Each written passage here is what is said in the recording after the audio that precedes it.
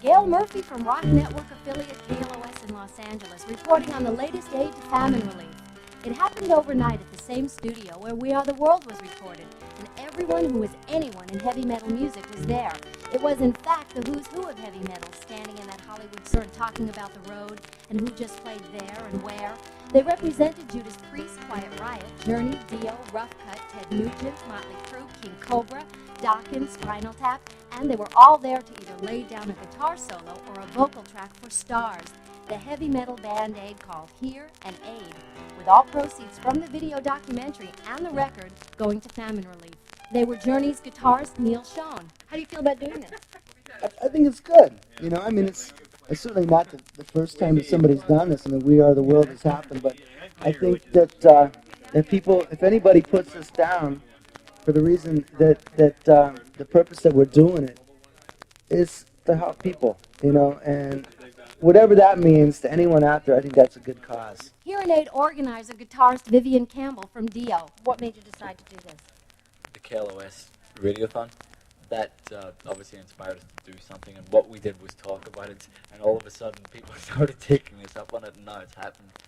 So it's obviously once you're committed to doing it, you got to make sure it's done right. Dio's Claude Schnell and Frankie Banali and Kevin Dubrow of Quiet Riot. Isn't that interesting? You'll be, all this will go to people who probably never have and probably never will listen to your music. Yeah, that's a real kind of ironic point, but at the same time, it's sometimes the best sacrifices are the ones that are made anonymously. Because a lot of people are saying, oh no, here comes another one of those, benefits for Ethiopia.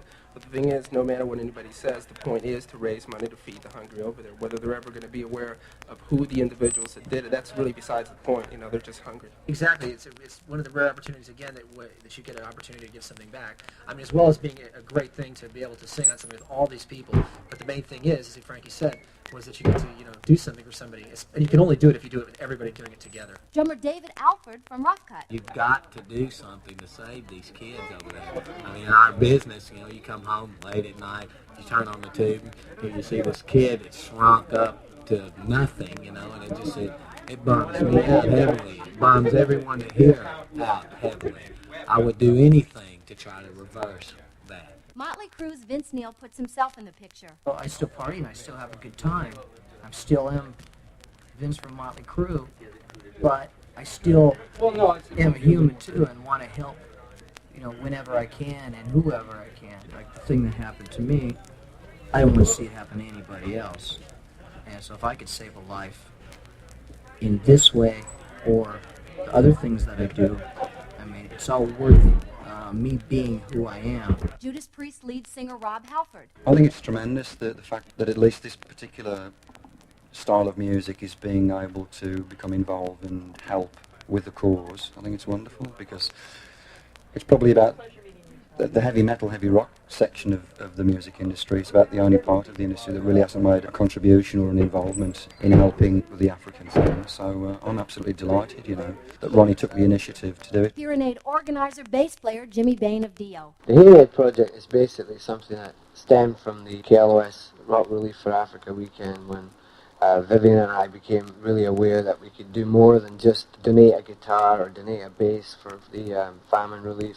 And we decided to take it a step further by calling up all our musician friends around the world and asking them if they'd be involved in doing a heavy metal record for basically the same cause. We've already videoed the backing track being recorded as such. We're planning on videoing in America all the sessions. We're videoing everything that we do as far as this project goes. Gail Murphy, 4.5 Minute News, Los Angeles. Do you think that people will think that heavy metal will get wimpy as a result of doing something like this? I don't think so, no. The bottom line with me is I don't give a damn what people think about this as long as we raise a lot of money and save a lot of lives.